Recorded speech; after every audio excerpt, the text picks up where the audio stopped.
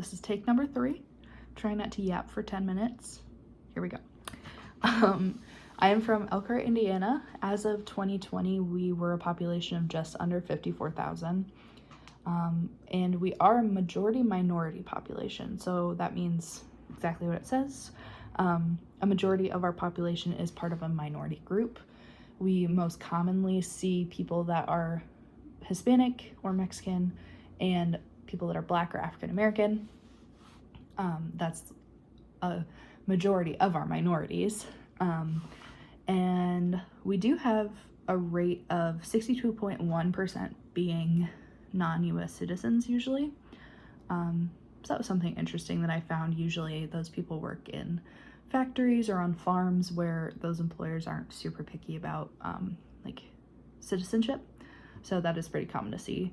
And we have seen an increase in population in the last 10 years or so. And I think that's mostly just due to housing has increased. There's been a lot of like nice houses built that aren't super expensive. It's a good economy. So things like that.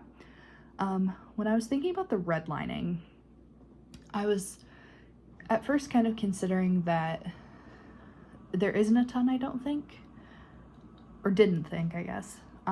You see a lot of mixed socioeconomic classes living across the street from each other, living in the same neighborhood.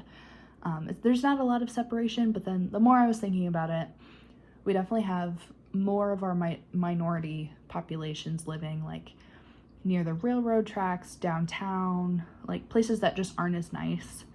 And then a lot of our higher income people live like on the river or on one of the lakes or in the rural areas where you can own a lot of land. So in some respect, there's definitely some greenlining, redlining, but in others, I think it's pretty mixed. It just kind of depends like really where in Elkhart you are. A scandal that I've found, I didn't find any super good ones. We've had a lot of issues with police brutality, and that was most of what I could find, especially in like the last 5 years. Usually just resulting in suspension or a demotion. There's usually not a ton of punishment for it. And that's definitely equal to lack of public trust, especially, again, being high minority rates. There's not a lot of trust from those people towards the police force. Notable challenges. I think that we struggle a bit to keep an industry, like one industry specialized, up and running. We've gone through a lot. Our first one, I think that was notable, was a big pharmacy company that I actually didn't know about until doing this research. And then for a long time, we had brass instruments, Blessings. If you're in band, you probably know that brand. They used to be built in Elkhart. They're not anymore. And then right now, our big thing is RVs. So it'll be interesting to see how the economy kind of takes that in the next couple months. I could see it going either way. On one hand, they're smaller, they're more affordable. Our generation is pretty drawn to the tiny home life, I'd say. So we do have that going for us. But then on the other hand, things are getting more expensive. Housing is getting more expensive. If you already own a house or are leasing a house or are renting somewhere, I don't know that people are going to have a ton of money to be buying an RV. So it'll be interesting to see how that goes. And then we also have agriculture, which if you've been to Indiana, you know, there's a lot of it. It's a lot of corn, a lot of soybeans. You see it everywhere. You don't have to be in farmland to see a random cornfield. It's all over the place. So that's something that we can definitely keep consistent. I think, so the only folklore I could find, not the only, the most notable one I hadn't heard of, it's called the Cable Line Monster. So there was a car accident that ended in a tree looking like the face and body of a person were like carved onto it, or like the bark had gotten taken off, something to that extent, and it was in that shape.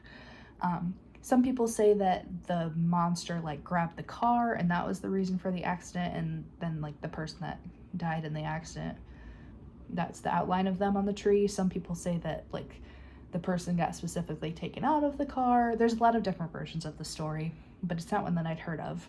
But a little fun fact about it, it took place apparently just like one county road over from my junior high school where I used to drive my sister to school. Like every day I pass this corner.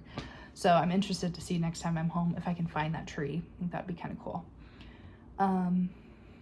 Population change, I already talked about that. Local culture, I think even though we've become majority minority, we have remained a very white culture.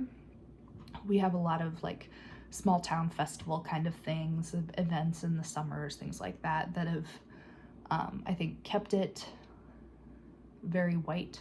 We don't really do a lot to recognize the Hispanic culture or the Black culture that's around us. It's just kind of there. And those people really aren't involved in those, like, you don't see a lot of Black people or Hispanic people at these events that are like festivals or events for white people. So that's something I think we could do better on. And I do think that, kind of speaking on events in the summers, that is one thing that would make my hometown more attractive. I think it's a really great place to live in the summer. There's a lot of lakes, there's a lot of shops downtown, it's easy to walk around.